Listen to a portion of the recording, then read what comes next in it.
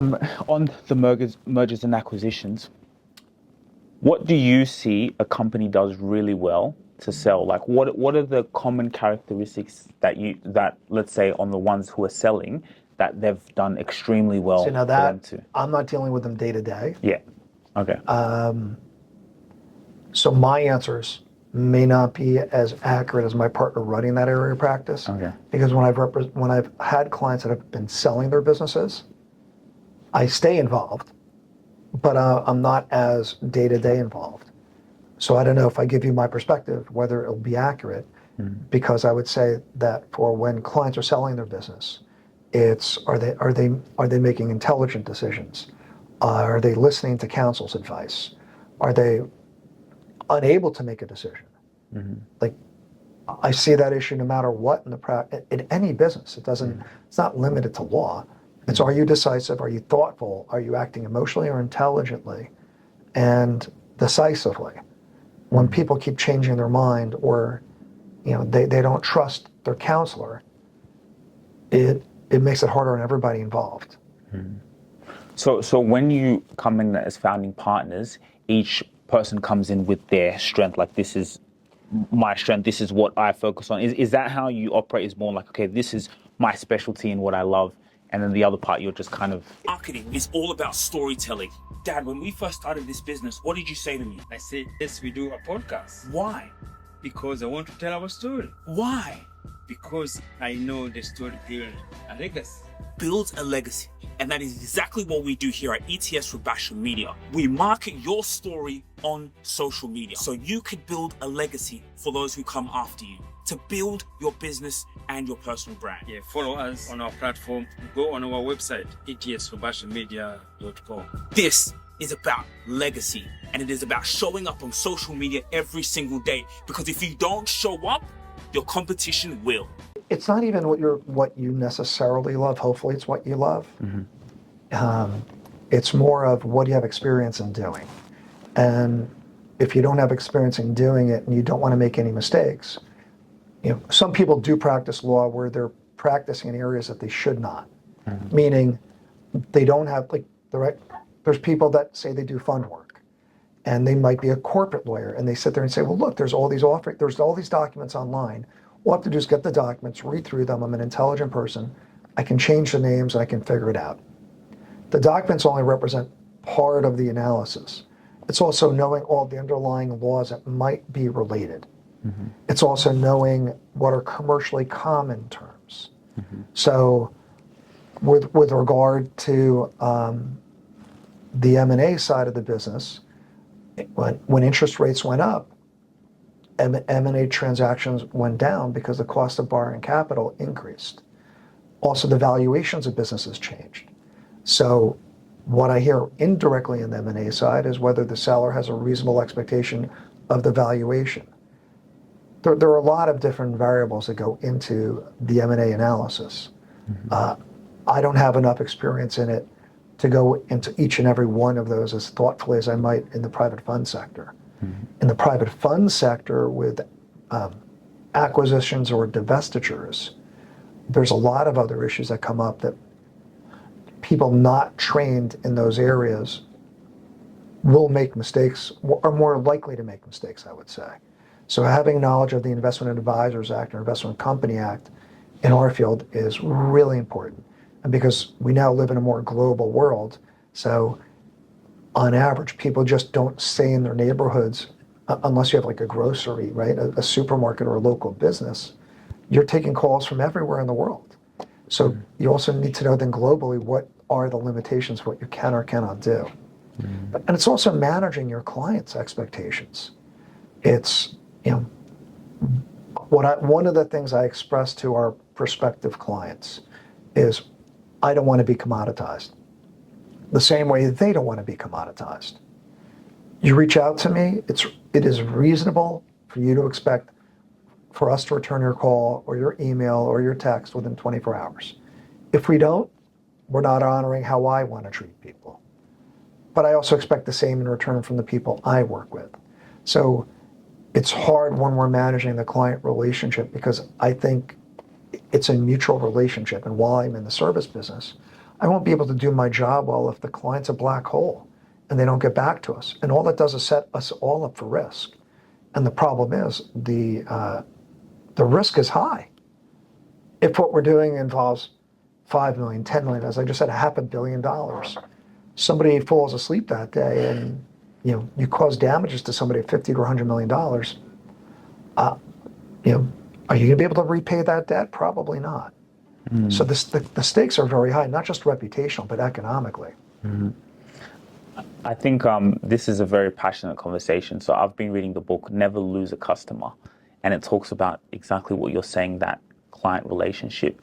How have you been able to navigate that over the years? Like, what's been the number one key thing for you to always keep that? Because, a lot of people are always looking at client acquisition, but it costs more to go outside than, to your current customers. And people often forget continuing to serve the people who, you've already been serving. And I love how you touched on that. So what have been ways that you've been able to continue to develop that relationship and continuing to serve your clients in those areas? First and foremost is listen. It's like the old adage about real estate. What's the most important thing? Location, location, location. The most important thing if you're in the service business is listen, listen, listen. The second important thing is to not react off the hip, especially emotionally. When we make decisions that are emotionally based, or for me, any decision I've ever made where it's solely monetarily based, I've regretted. It's very hard. There's no one way to deal with clients. Many of our clients, I believe I enjoy a meaningful relationship with them. I care about them. I am responsive to all of them. I am thoughtful in my responses to all of them. If I don't have the answer for it, I know how to get the answer, and I give them an expectation of the timing of getting them the answer.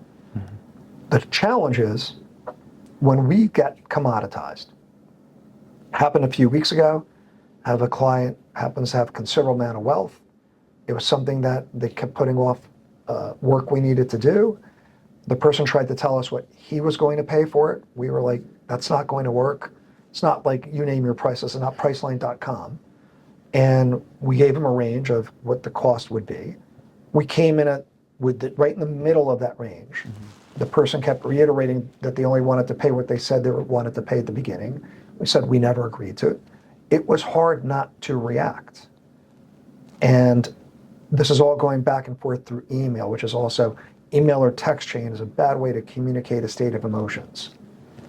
Because you read into it, and my thesis is, you read in what you're receiving in the emotion that you have, not necessarily in the emotion it was written. And so we ascribe that, which is not healthy. Every fiber of me wanted to respond and really be more critical of the correspondence going back and forth, because we had been nothing but forthright, and I haven't. It's resolved. I was upset with how the person handled it. I don't have to have closure on every issue. I like to, but I don't have to, and I think it's in the best interest of our firm to not respond any further and just accept it that that's how that person's wired. And they do not have an appreciation for what it is we do. But when you're in the service business, you don't know when people start moving around and going elsewhere. It happened even a few months ago. A client calls us up. They had a regulator reach out to them, and he sends me the fact pattern, and it makes no sense with the last thing we touched for this client. And I asked, by the way, have you been working with another lawyer since we last interacted? To no surprise, the answer was yes. So the lawyer did something, did not understand the impact of what they did.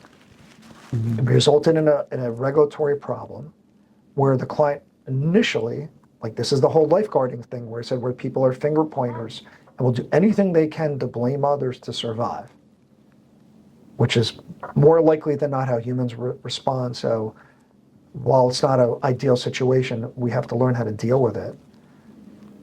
And once we pointed out that his other work done was what triggered it, I was able to breathe a little bit more calmly, realize it wasn't something we did, and we would help to remediate the problem. With that, I have a call tomorrow, same thing. Other clients go in and they find lesser expensive lawyers, and we're not expensive. We're middle of the market price, so we're very fair, especially for what we do.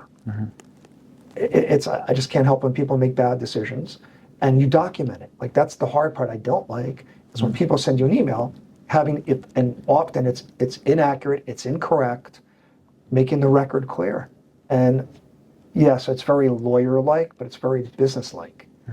It doesn't translate well in interpersonal relationships. I'm not trying to get the last word in, but that's a part of the job that I don't like. Whereas there's other clients that are not finger pointers because they've worked with you so long, they realize we're in it together. Together, it's a partnership. And that's what it is. And if you don't have that partnership with whoever your service provider is, you're failing yourself. And most of those people that have that don't have that relationship, it's because they suffer from a disease where it's only about the money. And I can't change that. I'm not going to change them. I don't have the ability.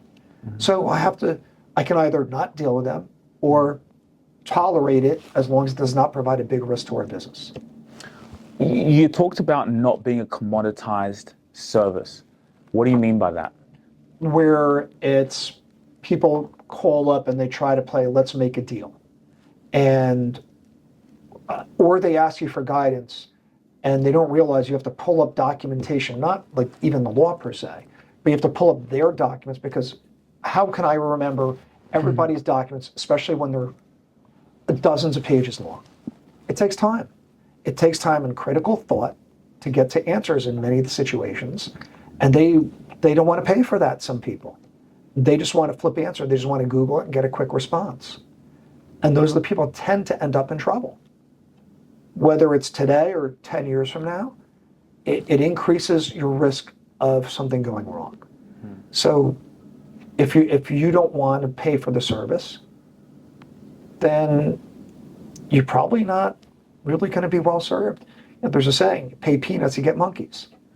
So I have service providers, I have an accountant, I have a wealth manager, I have doctors. I pay for the services. They deserve to earn a living. And if I'm not willing to do that, then I shouldn't trouble them. What keeps you around your service providers? What do they do well? They communicate. We establish a level of trust, a level of thoughtfulness. They don't all do it as well. If you can try and train the people you like on what your expectations are and share those expectations and see if they acknowledge it and follow your expectations. But if not, finding the right vendors is hard. Like years ago, I wanted to become a better person. So the path for me was going to a therapist. Not every therapist is the right fit. Not every doctor is the right fit. So it's like, do I do a good job of communicating my expectations in a constructive way? Is that person acknowledging it and trying to honor my expectations? So it's not always the right fit for everybody, and not just law, and anything we do. I'm sure there's people you've gone to that you've used, whether it's a tailor, your eyeglasses, right, your optometrist, all of those people. You're making thousands of decisions in the course of a lifetime on who to work with. What establishes that trust for you? What in terms of the client side and even your providers, what gives you that feeling like I want to choose this person, and as a client and as a there's either the subject of what we're working on is very thoughtful and interesting, how they came to me, the relationship of how they got to me, or just the conversation that it's another person whose energy matches the energy and ethos of what we have here, and I just like them. There's people you meet you just like we met you electronically and we spoke. There's a nice energy that we share. There's a curiosity. So we make those decisions every day. And I sit there and say, there's some people I just don't want to stay late and work for. I'd rather go. My family's more important. If I'm only doing it for the money, I'm going to regret it. Cool. Before we get out of here, I want to ask you a few just small questions. What time do you wake up every morning? I generally wake up every morning at 6 a.m. no matter what time I go to sleep, unfortunately. There's days I wish I could sleep in, but I don't. Why? Well, I think it's healthier if I sleep a 7-hour day, but it's also like I rarely set an alarm. Yeah, I don't even, I'm trying to realize if I even set an alarm this morning. So you just 6 a.m. You're just Yeah, I don't think, I didn't, oh no, I did set an alarm. It did go off, but I was sort of laying in bed awake at about that time. And yeah, it's just, I'm regimented. Why do you think it's important to wake up early? For me, I have a tough time not accomplishing things. And I was just sharing this with one of my daughters. I'm learning how to allow myself to just do nothing. It doesn't come naturally to me because I guess I have fear that I'm wasting the day or I'm wasting time. And, you know, it's, as they say, it's not the numbers on the side of the dash, right, of when you were born and when you pass. It's about the dash and what you do in between. And that isn't just as a lawyer and a businessman. It's about, as you mentioned earlier, it's about being a father. It's about being a spouse or a partner to somebody. It's about being a friend. And that notion, especially as a friend, the older I get, the more challenged I find it because my expectations, I don't think actually have evolved. I'm sort of surprised. I have high expectations of what I expect from others. And if you're close to me, like I want that level of intimacy. And when you go back to the commoditization you asked my clients, a lot of my clients I've had a lot of emotional intimacy with where we know about each other's lives and our family situations and our professional situations. Like I know them for the humans that they are. And that's a gift.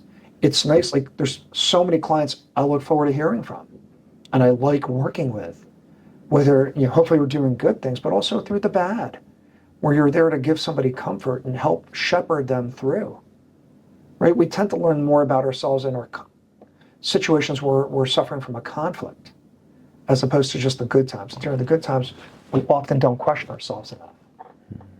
So that, it's an amazing gift. Like when I did go to law school, I romanticized about becoming consigliere for our clients, where I was that trusted family member. And I guess that's what I've wanted with my friendships as well as what I've wanted in my professional relationships. Can't have them with everybody. It's reasonable to not expect that, which makes the ones that you have that relationship with even more rewarding. So no, life has been, I've been blessed. I have been really fortunate with the family I was born into, fortunate with the partners I have, fortunate with my family members, my children, with being born in the United States. Like I'm trying not to take anything for granted and appreciate that however hard I work, there's so many other people that work equally hard that haven't had the same fortune that I've had. So that appreciation is really, really important because I think it makes me happier. And at the end of the day, that's my goal in life. I want to make money. I want to help people. I want to be a great dad and obviously a great dad and a great spouse or significant other. That would be at the top of my list. And great friend. But at the end of the day, I'm realizing I can't do that unless I'm also happy. And if I'm happy, it's like sort of when you're on a plane and they, you know, that announcement comes over that if the airbag, if the mask deployed, put it on your face first and then on the person next to you. Yeah, save your soul. Yeah, because you can't help others if you don't help yourself. So there is real value in that lesson. One of my last questions, what's it like running a business and how busy you are and the obsession that you have, and then also spending time with the family? You know, like for example, like I think about myself, I just can't help myself this. I'm always just on go and I'm working, and sometimes I actually incorporate it with, you know, my relationship, which is an advantage. But how do you deal with that, being a father, running a family and running a business, which also takes so much of your time? Yeah, so it's an art, not a science. I used to belong to a young presence organization, and one of the common complaints was a balance of work and life. I generally do not believe that you can balance work and life, unfortunately. There's days where, you know, one's going to win over the other. When I was younger, this was a big part of more time was spent running the business than anything else. I was at my children's sporting events on weekends. I flew home early from events to make sure I didn't miss their birthdays. But I regret not even being there more Monday through Friday while I was in the office, like during the daylight hours. A lot of parents struggle with that. Also, I wish I had greater emotional, open and balance and intimacy from my ex-wife. I could have been a better husband. I'm not saying I was a bad husband, but I could have been a better husband. And so looking backward, I'm focused on those things. But there's periods where this is going to take precedence over, and as it should, because my family benefits from all the things that come from this. But it comes at a sacrifice. And when I'm taking a phone call on a weekend, it comes at a sacrifice, not even of my time, but of my state of mind. It's hard to stay in a Zen-like state when you're dealing with conflict.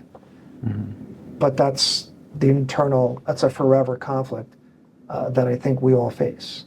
And my children and my anybody who I love knows that I love them, and knows that I love them without limit, and knows that if they need me, that I will be there for them. But this is a necessary sacrifice that I do, and if I'm going to do it, then I want to enjoy it. I don't want to just do it for the money. There's, like I said, going back to that thesis, any decision I've ever made just about the money, I've always regretted. I think that is grounds to end this amazing interview, and there's so much more to talk about. But thank you so much for giving up your time. Pleasure is mine. Thanks for having me, and thanks for really just having a great energy and curiosity. So I want to wish you like the best of everything this world has to offer as well. Thank you. And out of curiosity, what made you want to reply to my LinkedIn message when I first reached out to you? It's one of those things I couldn't tell you why. I mean, the person who I now live with, I met on LinkedIn, funny enough, as well. So I'm agnostic to the path of how communication got to me. Wow. And I'd rather give more people the benefit of the doubt. And at times people assume that my naivete is made up, but it's the truth. I'd rather believe in the good of people than in the bad. And it goes back to you help others and keep an open mind and try and look at the positive of life. I know it sounds like all platitudes, but it really is. It's, it's the most important thing I can do for me. Like I said, going back, I want to be happy. So I'm going to embrace as much as I can. And here we are. Exactly. In the flesh, literally from a conversation on LinkedIn to here, and even your relationship. And that's why, I mean, LinkedIn is such a powerful platform for me. Like, I'm here because, LinkedIn, but also value in the message, right? Value, being able to say, okay, how can I serve? Because I feel also it's a bit saturated where people I get messages all the time. It's like a war zone. No one personalizes anything. They just spray and pray, I guess. And it's like, which is good. It's a good thing in terms of it's very easy now to stand out because everyone just kind of does really the same thing. But when you have value and you think about it and maybe use AI to help you do that, which is sponsors also of this show, then it's similar to what you just said, you don't become commoditized. It's just be yourself. It's care about things. Care. Yeah, just start looking around you, start questioning things, but be thoughtful and be open to opposing opinion. And even when you find that opinion threatening, deal with your fear, control it as best as you can. Try to become more aware of your patterns. It's hard. With all we have too much, we have overload of contact. So we're in touch with more people, but we have less intimacy. So that we have intimacy with fewer people, even though we know more people. And there's some positive on some level getting to meet people, right? Like we would have never otherwise met. But taken too far, it's hard. Like I don't know what the right balance is. No one knows. Anybody who suggests they know, I don't believe. It depends on the individual. It depends on the stage of life you're in. It's not one size fits all. But to walk around and sit there and say there are good people in the world, and if I can get into contact with more and more of those good people, Like somebody on LinkedIn reached out who knows who I am reputationally and was surprised at some of the positions I've taken on LinkedIn because I became more of an advocate and I had fear of being canceled. I want us to live in a world of peace, a world of respect, and humankind should work together, and we embrace our differences to strengthen us, to change our perspective. But unfortunately, not everybody thinks that way. But I'm going to play my game. I'm not playing their game. I'm not going to walk around and think everybody hates me. I'm not going to walk around, despite whatever insecurities I might feel, and allow that to quiet me down or put me in the corner. And I'm no different than you or anybody else probably watching or listening to this. And I would advocate, be the person you want it to be, and live the dream that you imagined, and believe in yourself, and be thoughtful of others. I love it. I love it. And I love the way you've been brave about, you asked me that off camera and I said, that's what makes you unique. Even like we talk sometimes about this whole topic of racism and all things like this. But one thing that you said is, you said something that we're all the same. Do you know now I changed, I used to go with what the world used to talk about racism and things like that. And then I started to really look and I'm like, has that ever happened to me personally? Like, are we just going off what everyone does? But what changed it is what you said. I walk into a building now and I don't see myself as a black person. I see myself as the same as everyone else. I see myself as a spirit. A spirit doesn't have a color. So that world doesn't exist to me. No, if you don't like me for who I am or for I stick to my tribe. And we live in a day and age where you can find your own tribe. So if you don't like me for who I am, that's not my problem. That's your problem. I understand. And unfortunately, not everybody thinks the way we do. I like the diversity. I have friends of every ethnicity, every race, national, wherever they might be born. Sexuality, whether they're straight, gay, trans, I don't care. I honestly, you're human. Are you doing things to make the world a better place? Are you a good person? Are you thoughtful? Or are you putting negativity out there?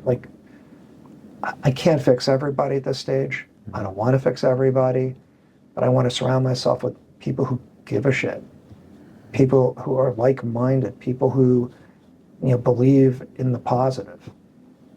And I'm not that way 100% of the time. I'm human. I have my bad days no different than anybody else. I have my fears. I have my doubts. I have my feeling that I'm an imposter syndrome. All those things that go through my head. But the one thing I do really like about myself is my vulnerability and my honesty about that. And I wasn't always that way, and I've made mistakes, and I've not always treated everybody as well as I wanted to when I look at it. But hopefully that's a learning lesson. And the shame, the guilt, the embarrassment, I don't forgive myself enough, but I hold on to it because I use that as a driver to wanting to be a better person.